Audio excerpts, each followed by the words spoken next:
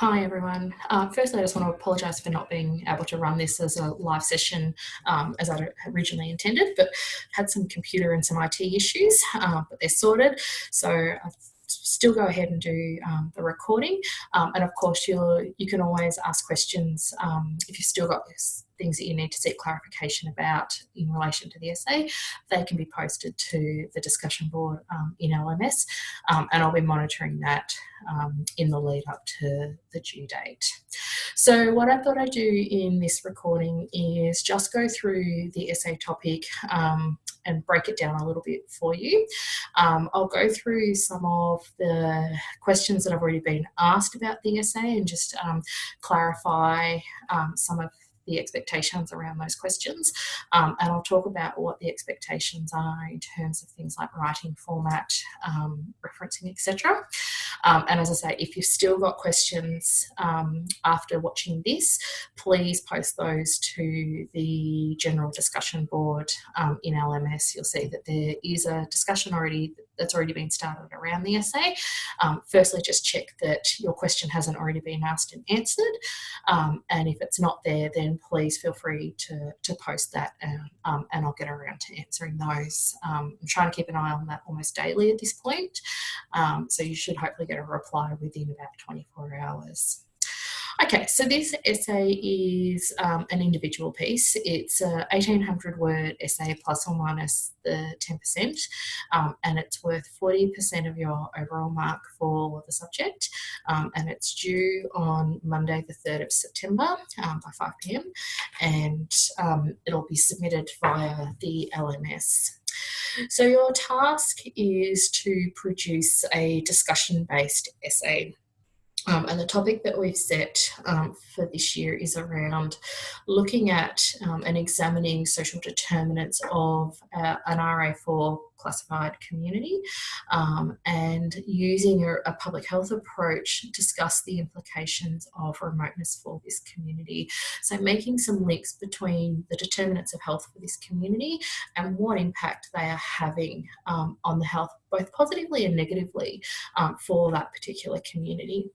And then what you'll need to do is to identify a health promotion initiative that's being implemented or has been implemented recently within that community, and then look at the strengths and the weaknesses of those. So one of the questions that I've been asked around the essay is, will we be providing you with a list of RA4 communities? And the answer to that is no. That part of the expectation with this essay is that you're able to, one, understand how we classify rural, remote, metro, etc. So those systems that we use to do that, but then to also be able to actually locate a community based on those classifications. So if you're not sure or don't really understand the ASGC classification and what an RA4 community is, then you'll need to go back to the week 2 lesson and revisit that particular content. And so in order to identify an RA4 community, I'd encourage you to go back to that and use that Doctor Connect link to then actually go and find a rural and remote community. So what we've done is we have provided you with a fairly comprehensive essay guide, which outlines some tips for around the content. It provides you with some expectations around the style and the presentation of the essay, and it also includes a bit of quite a detailed marking guide, and also an explanation of the grades in how you sit in terms of overall academic quality. So some of the tips that we've put together just to help guide students around tackling this particular assignment. So you'll see here that one of the things that we will be looking for in your essay is that you define the geographic location, and that the best place to do that is obviously in your introduction, and part of that introduction is also about outlining the key terms.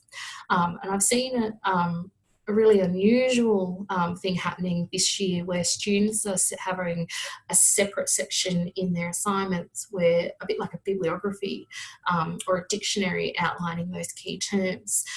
It's important to note that in an essay there should be a continuous flow of points in the discussion. And so the expectation is that key terms are integrated into the flow of your paragraphs. So just think about what some of those key terms are that you might need to define. For example, you might want to define what rural and remote is. You might want to define what the ASGC is, what is RA4, for example. So just think about what are some of those key terms and how are you going to incorporate those into the flow of your essay. Now, it doesn't mean that all key terms need to be defined in the introduction. It may not be appropriate.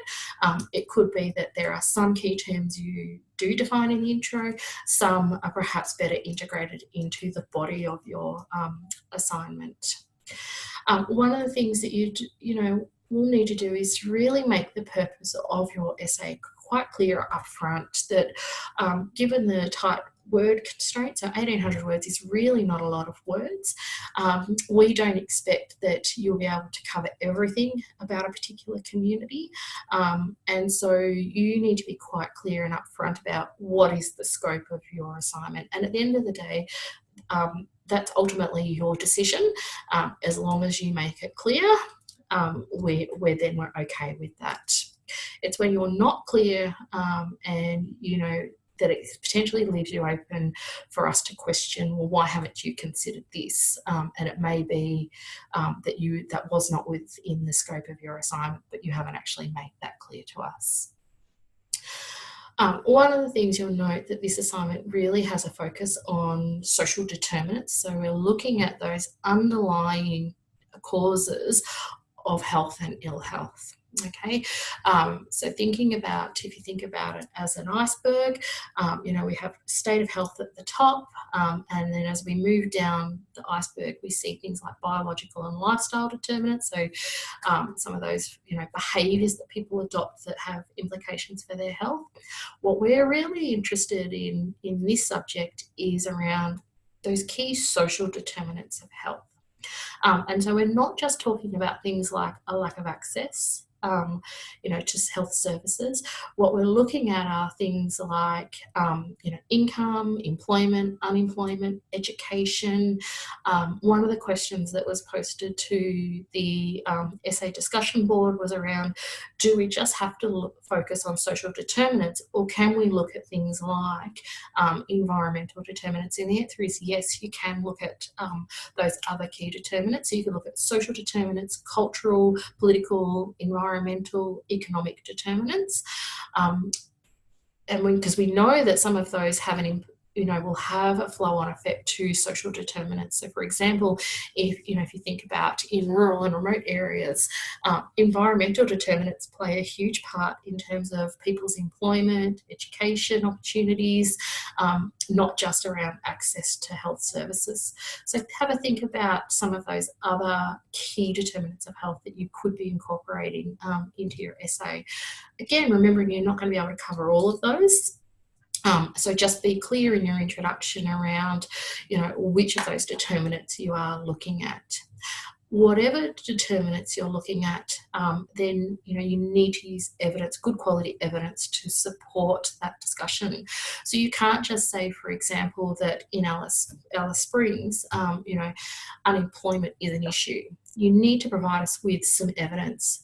So thinking about, well, what is the actual current rate of unemployment and how does that compare with the rest of Australia? And some of that information you can find from things like the ABS. If you look at the census data, for example, that will provide you with that evidence around key determinants like education, housing, transport, employment, unemployment, etc.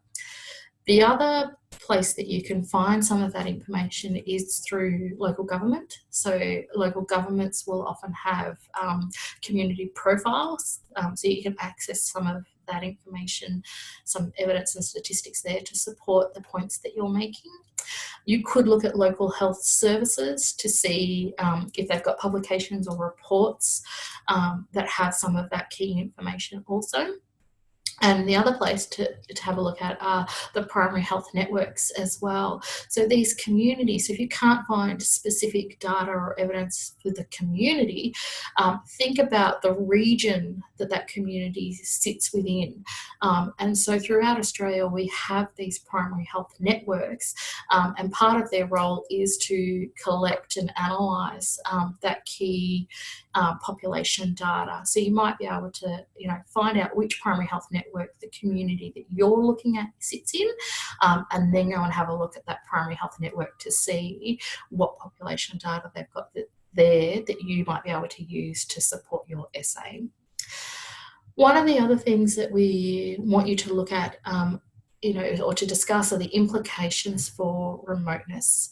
And so we want you, when you're considering health, to think about what is different about remote locations compared to rural or urban locations. How is it different?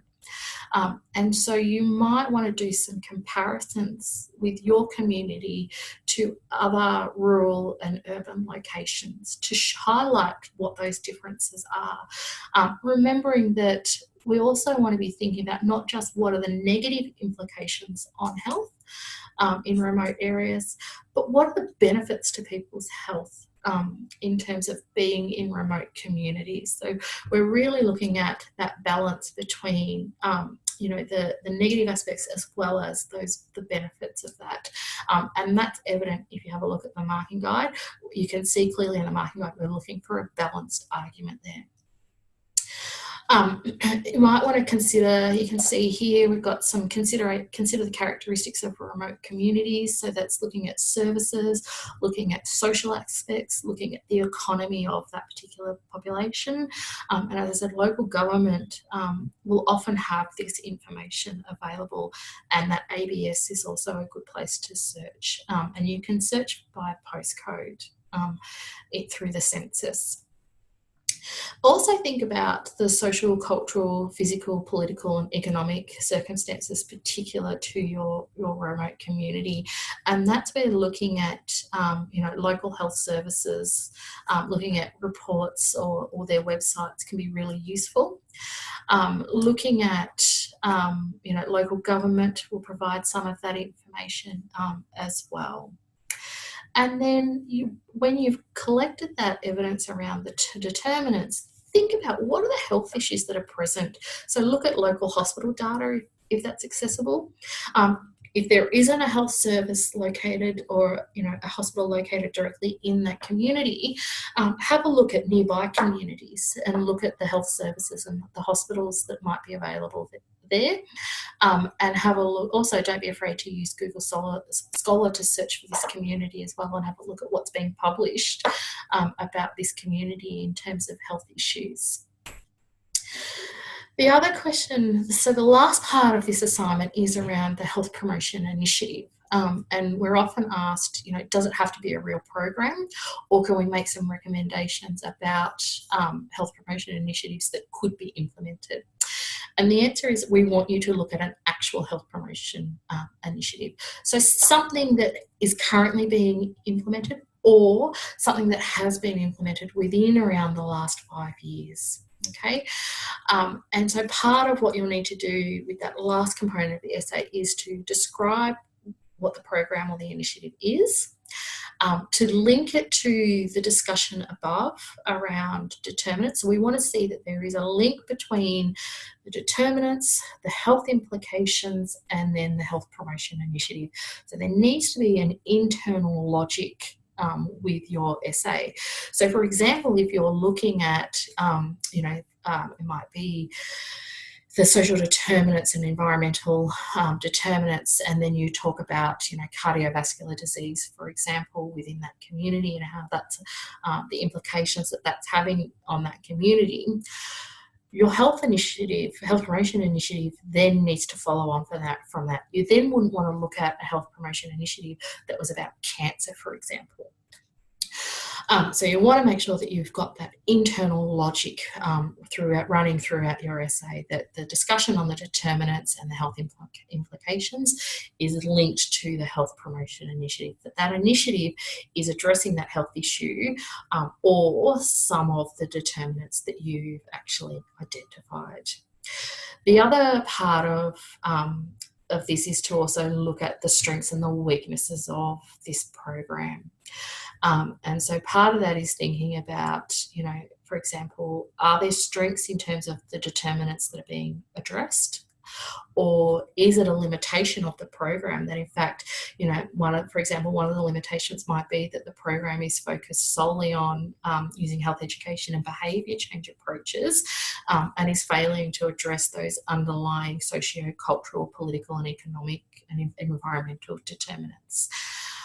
You may need to go and find some evaluations of similar programs, of programs that are being run in other locations to help guide you in terms of identifying potential strengths and weaknesses. That when you look at evaluation reports of programs, one of the key sections of those reports that you'll find are the strengths and the limitations. So don't be afraid to go and have a look at evaluations of other programs to get a bit of an idea around what are perhaps some of the strengths or limitations of the program that's being implemented within the community that you're looking at as well. So the other question that we often get asked around the health promotion initiative is, where can I find a health promotion initiative? And so there's a number of places that you can look at. So one is to go and have a look at local health services and have a look on their websites to see what programs or health promotion initiatives they're currently running. Have a look and see if they've got evaluation reports of programs that have recently been implemented and evaluated. Look at local hospitals to see what programs they may have been implementing. You could also look at the local government. Local governments are often involved in the design, implementation and evaluation of health promotion initiatives. You could look at not-for-profit organisations. So, for example, maybe a neighbourhood house. There may be other charity or faith-based organisations in that town which are also doing health promotion work. Have a look at nearby towns or communities, because there may be something that an organisation not located directly in that community but in a nearby community, they may actually be implementing programs which have an impact on the community that you're looking at. And again, don't forget the primary health networks as well. And don't forget to also look at things like state government to see, whether there are programs that are happening across a state level that might be having an impact on and being implemented within the community that you're looking at. The other place to look at is also Google Scholar, to have a look at whether there's been published evaluations of programs in that chosen community as well. So there's lots of places that you can look at to find a health promotion initiative. All right, so I think that covers the key components of the essay in terms of what we're looking for. The only other thing that I probably just would like to just draw attention to is your conclusion. So think about what your concluding statement is going to be and include in your conclusion a statement about the implication of remoteness on health. And also think about so based on the data that you've looked at, the evidence that you've collected around determinants, around the implications that this is having on people's health in that chosen community, looking at the health promotion intervention and the strengths and the limitations of that, what recommendations could you make about working to promote health and prevent illness in this remote location? So bringing all of these key points together to form some sort of conclusion around what do we need to do to actually improve or maintain people's health or prevent illness in this particular remote community. Okay, so don't neglect that conclusion. You've been doing all of this hard work, this research and this writing around these key points of determinants and implications and initiatives for a reason. And so this is an opportunity for you to say, so what? This is what all of this means. So conclusions are really a really important part of academic writing.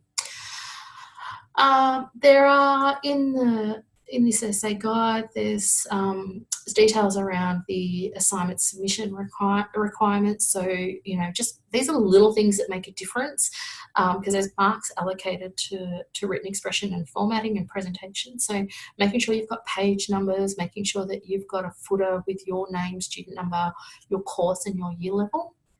That when you submit your essay, make sure that you submit it either as a Word or a PDF document. There's sometimes issues if students are using Mac, and some of the programs, the word processing programs with Mac computers can sometimes mean that as examiners we have trouble opening those. So if you are using a Mac, my advice would be to convert your document to a PDF and upload the PDF so that we don't have any issues with accessing your work. This is an electronic submission. Obviously, it's a fully online subject. So part of that is that you're agreeing to the La Trobe University Academic Integrity Standards. So you don't need a statement of authorship form. If you do, for some reason, need an extension, then you should contact me using the extension request link in LMS before the due date, remembering that extensions are not granted if it's after the due date. So you really need to get that to me usually 3 days before. If you've got a lap and you need to action that, you just need to contact me directly via email and let me know. And then what will happen is I will go through all of the extension requests and will grant them or not. And if you're granted one, you'll get notification and LMS will be updated to reflect your revised due date. Late assignments do attract penalties, and so there's a 5% per day that your assignment is late. So, according to the rules, 1 minute past the due date and time, your assignment is considered late and there is a 5% penalty per day. Once your assignment is more than 5 days late, then you receive a 0 for that particular assessment. So there's potentially 40 marks that you've lost if you've submit it more than 5 days late. We've put together, I'm not going to go through these, but we've put together some writing tips for you. So where to look for evidence, what's considered appropriate evidence in relation to this particular assignment. I've also put together that point there around making general statements, as I discussed before. So for example, you can't say things like rates of mental illness in rural Australia are higher than metro. You need to actually show us the evidence for that. Okay, and that needs to be good quality, up-to-date evidence. So, if you're showing me what the rate of mental illness is in rural areas, that really needs to be the most up-to-date. If you're providing references for evidence that's 10 years old, one of the comments that will come back is this is out of date. There's much more recent evidence available around this. So just make sure that you are using the most up-to-date evidence available. There's some guides there around formatting. So this is an essay, so we're looking for a clear introduction, a body and a conclusion. You don't need headings. You shouldn't be using headings. You can use them to structure your writing, but you shouldn't actually keep them in that final submission. Also, there's no table of contents or numbering needed for an essay. And also making sure that you're using clear margins, 1.5 line spacing, and of course the 12-point font. Please don't use anything smaller than that, remembering that we're marking these online, we're marking a lot of them, and that takes time and can also cause eye strain for a number of us. Also make sure, again, there's marks, as I said, marks attached to presentation and written expression. So just making sure that you're taking care with spelling and grammar, looking at sentence and paragraph structure, and also paying attention to the flow and that logic of your writing. If you need assistance, you can actually, with writing and academic referencing, don't forget the student learning unit, but also there are peer learning advisors available in the library that you can access, and they're a really great resource to help you with things like academic writing and referencing, but also in helping you to interpret essay questions as well. One of the things that I've done this year is that I have sent this guide as well as the marking rubric to the peer learning advisors for feedback, and took on their feedback to ensure that we were providing students with an essay guide and a marking rubric that was clear and coherent, and that we thought that students would actually understand and find beneficial. So we've actually used the peer learning advisors in the development of this particular assignment. So we hope that that's beneficial to all of you. There's some guides there around writing an introduction, writing your body, and of course the conclusion.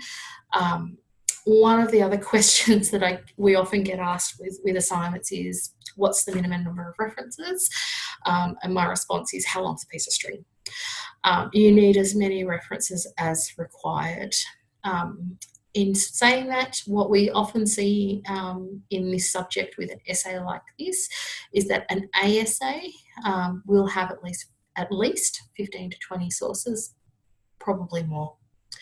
And so, if you're only using, half a dozen references, the chances are that one of the things that will come back, the feedback that you'll get, is that you haven't drawn wide enough in terms of the evidence, or you haven't demonstrated wide enough reading, that your essay is lacking evidence, lacking understanding, and so you need to draw more widely on the academic resources and references that are available.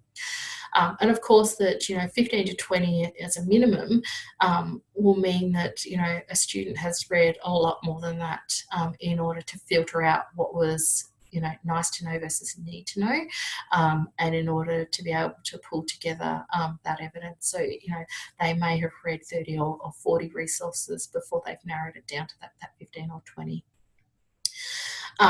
Whenever you are using information from another source, remember that you do need to acknowledge that, and we are using the APA referencing system, so we're using APA6. So you need to follow the guidelines for both in-text referencing, but also the reference list at the end, and it should start on a separate page and be presented in alphabetical order. And if you're unsure about how to reference or when to reference, go back and look at the academic integrity module, and also have a look at the library referencing tool and the library referencing module as well. And also don't forget the PLAs who are located in the library as well. There is a detailed marking rubric here, and so as I said, I've worked with both the teaching and learning unit and the peer learning advisors to develop this, and so you can see here that there's a breakdown for the criteria and the weightings, and then also an explanation according to what the mark is, as to what you have done or not done in order to have received that particular mark. So you can see here, I'm not going to go through this, you can have a read of this in your own time, but there's 10% allocated to the remote community, so that you've identified an appropriate community, so one that is an RA4 classified community, that you've provided evidence around the characteristics of that community, so that population data, location, services, etc., and that you've talked about the uniqueness of that remote community through comparative data, so comparing, for example, mental illness rates in that remote community with metro or national data as well. There's 15% of the marks are attached to the health issues that are present in the remote community. So that is that you've looked at, issues that are specific to that community. If that's not available, you can extrapolate that to the region that community actually sits within, and that these are being discussed and you've used some evidence to support that, and also that it's linked to those determinants as well. So there's 20 marks attached to the discussion on the determinants, and we're looking that you've used, as I say, good quality, up-to-date evidence to support and show the range of determinants and health issues relevant to that particular community. That you've considered, determinants in terms of both barriers to health, but also enablers of health, remembering that determinants of health, can have both positive and negative implications for people's health. So you might want to talk about, or you will need to talk about how these determinants both positively and negatively impact on people's health in that community. Just a note on that an essay that focuses on education alone, or that just talks about the need to increase services, is likely to attract a really low mark for content, because it doesn't demonstrate to us that you actually understand the complexities around remote health, or the complexities around determinants of health, that these determinants of health are complex and are interrelated, and so one of the things that we will be looking for is that you are highlighting those complexities, but also thinking about how these determinants relate to inequity and health outcomes across geographical regions, and in particular in remote regions.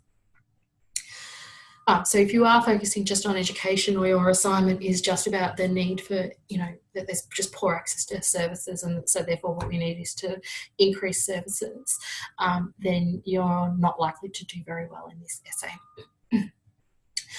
There's 15% attached to the Health Promotion of Public Health Initiative. So that is that you're providing an overview of what the initiative is about, and that might include discussing the aims or objectives, the strategies, the evaluation results if they're available.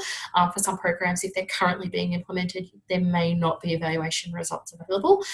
And that's fine. If it's a program that has been implemented and is finished, then hopefully you should be able to locate that evaluation data. Not always available, but hopefully it is. Part of this criteria is also about your ability to critique the appropriateness of the initiative to the remote community. So that's where that logic between the evidence on the determinants is presented, and the design, and there's a link between that and the design and the delivery of the initiative. So that's where I talked about that, the strengths and the weaknesses may lie in, how is this program addressing determinants and the determinants that you've discussed in the first part of your essay. There's 15 marks attached to presentation and logic, so that is that your essay follows conventional essay format, so paragraphs and sentences are well structured, that there's logic and flow between the points that you're making, that there's no headings, no table of contents, you shouldn't really be using figures or tables, that this should be really presented in that traditional paragraph formatting. We've put a link there to Massey University, who have some really good guides around developing essays that you might want to have a look at. And don't forget the resources that are available through La Trobe as well. We're also looking here that your introduction and conclusion follow conventional expectations. Remember that earlier on we've given you some tips about some things to think about in that introduction as well as your conclusion. So just go back and review those tips and make sure that you're following and incorporating those into your essay. Then there are 15% of the marks are attached to your writing and your communication. So that is that your thoughts are expressed clearly and coherently, that you've edited and proofread your work, and that the style is professional, and of course it's written in third person. So we don't want to see the use of I, or me or my. We want to write this in the professional third person voice. And then finally, 10% of the marks are attached to the referencing. So that is that you've got appropriate and consistent APA style used both in text and in your reference list, that all of your sources are acknowledged. So whatever you've cited in text is appearing in the reference list and vice versa. It's amazing the number of times that we see inconsistency there. Remembering that a reference list only includes the references that you've actually cited, not references that you've cited and also read but then didn't actually cite. So only including the references that you've cited in the body of your essay. That also looking at things like that, you've followed the rules around using direct quotes. You shouldn't really be using or overusing direct quotes. I think an essay of this size, you're probably only looking at 1 or 2 short direct quotes maximum.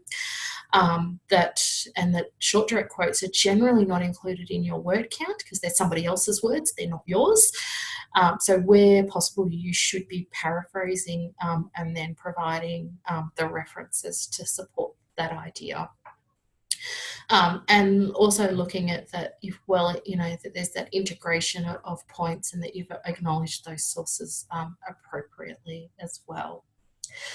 I'm not going to go through this, so you can have a read to that. There's just a bit of a guide to the grades. So, just explains, at the end, you've got this mark. How does that actually compare and what does that actually mean? So we've just pulled that together for you as well.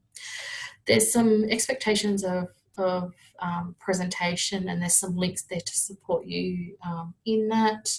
I've probably already covered some of that, so feel free to tap into those resources that are available.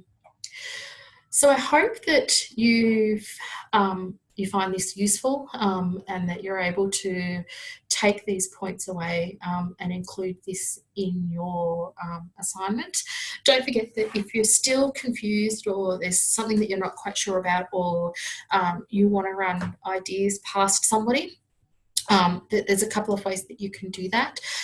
You could use the group discussion boards with your actual workshop groups and talk to your facilitators about that. So you can always post questions to your facilitators around the assignment. And also it doesn't hurt to find out what their expectations are, that all of us as examiners have our thing, if you like, whether it's, we pay attention to things like the referencing, or whether it's about the written expression or the logic. So it might also be worthwhile just contacting your facilitator or posting on your weekly group discussion board. What's your thing? What's the thing that you're going to be looking for in relation to this essay? If you want to run ideas past them in terms of, is it okay if I look at this, or can I consider this? Again, you can use those weekly discussion boards to do that. The other option that you have is using the general discussion board. As I said earlier, there's a discussion that's already been started around the essay. Again, just a reminder, firstly, have a look to see that your question hasn't already been asked and answered. If it's not there, then post it, and myself, the other facilitators, and I even encourage students to also jump on, and if you think you know the answer, please feel free to respond. As I said, I'm monitoring those daily at the moment, just to keep an eye on what's happening and where you're at, and just keeping an eye on and sort of troubleshooting before things become too much of a problem. So yeah, use those channels. As a last resort, you can email me directly. If you do email me, just expect that I might say, actually, I think you should post this to the general discussion board because I think other people will benefit from the response, and then I'll answer it there. So hopefully this is useful, and just want to say good luck, and really looking forward to reading what you have come up with. So wishing you all the best with this essay.